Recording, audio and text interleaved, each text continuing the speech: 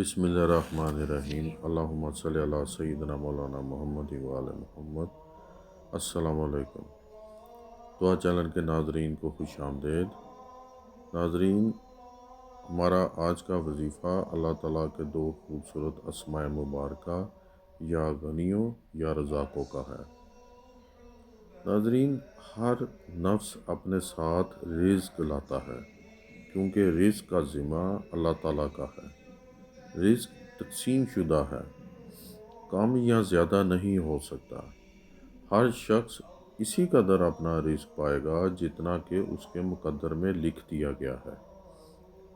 لیکن اس کے یہ معنی نہیں ہے کہ اللہ تعالیٰ کے پیدا کیے ہوئے اسباب و آلات کو چھوڑ دے، بلکہ راز یہ ہے کہ اسباب ضرور اختیار کرے، مگر بھروسہ اسباب پر کرنے کے بجائے اللہ تعالیٰ پر کرے، کہ جب تک اللہ تعالیٰ کا ارادہ نہ ہو کوئی کام نہیں ہو سکتا۔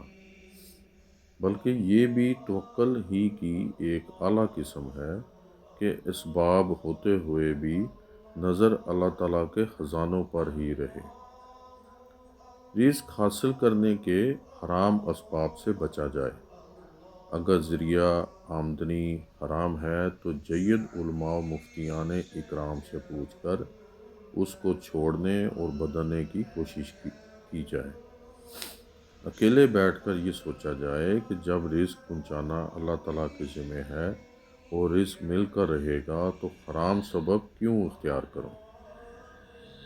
رزق کی آسانی کے لیے ہمیں ان باتوں کا خیال رکھنا چاہیے کہ فجر کی نماز کے بعد نہ سویا جائے، دکان یا دفتر جل جایا جائے۔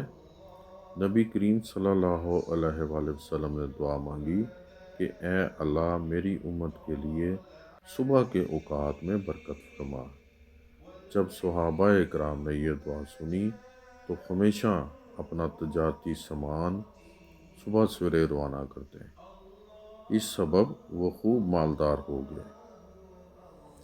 پھر ہمیں یہ کوشش کرنی چاہیے کہ زکوٰۃ پوری ادا کی جائے،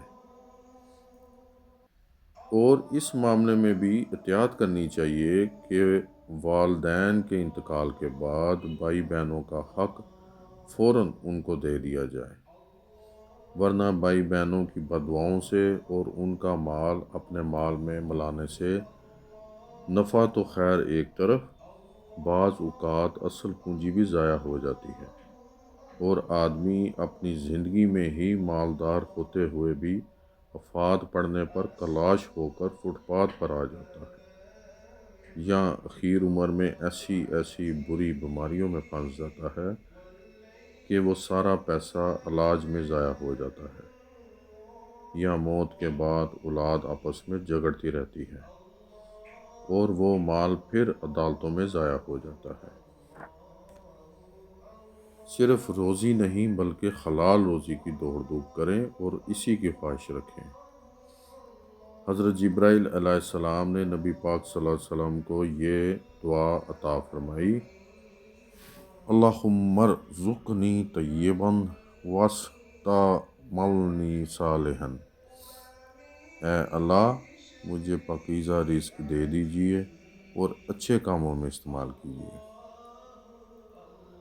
آپ نے یا رزاقو یا غنیوں روزانہ ہر نماز کے بعد 100 مرتبہ اول اور آخر 7 مرتبہ درود شریف کے روزانہ پڑھنی ہے۔ سلامت رہیں، آباد رہیں۔ السلام علیکم ورحمۃ اللہ وبرکاتہ۔